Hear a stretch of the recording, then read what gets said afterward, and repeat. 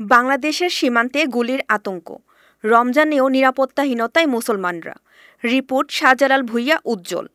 পবিত্র রমজান মাসেও বাংলাদেশের সীমান্তে মুসলমানরা গুলির আতঙ্কে দিন কাটাচ্ছে বলে মন্তব্য করেছেন বাংলাদেশ জামায়াত ইসলামী কেন্দ্রীয় নায়েবে আমির ও সাবেক সংসদ সদস্য ডাক্তার সৈয়দ আবদুল্লাহ মোহাম্মদ তাহের। তিনি বলেন, কখন যে ভারতের গুলি বাংলাদেশের নিরীহ মুসলমানদের বুকে এসে পড়ে তা বলা যায় না।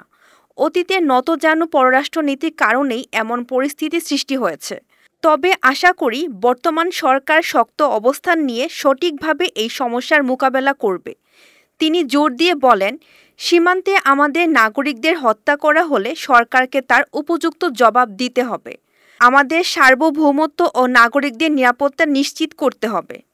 গত বুধবার বিকেল ৫টায় কুমিল্লা দক্ষিণ জেলা জামায়াত কার্যালয়ে ছাত্র শিবিরের সাবেক ও বর্তমান দায়িত্বশীলদের সম্মানে আয়োজিত এক ইফতার মাহফিলে প্রধান অতিথির বক্তব্যে তিনি এসব কথা বলেন। ডাক্তার তাহের বলেন, মাহে রমজানের শিক্ষা কাজে লাগিয়ে ব্যক্তিগত আমলকে আরও সুন্দর করতে হবে। প্রতিটি পাড়া মহল্লায় ইসলামের সুমহান বাণী পৌঁছে দিতে হবে এবং সাধারণ মানুষের বিপদে আপদে পাশে দাঁড়াতে হবে। তিনি আরও বলেন, কোরআনের সমাজ প্রতিষ্ঠার লক্ষ্যে সবাইকে ঐক্যবদ্ধভাবে কাজ করতে হবে।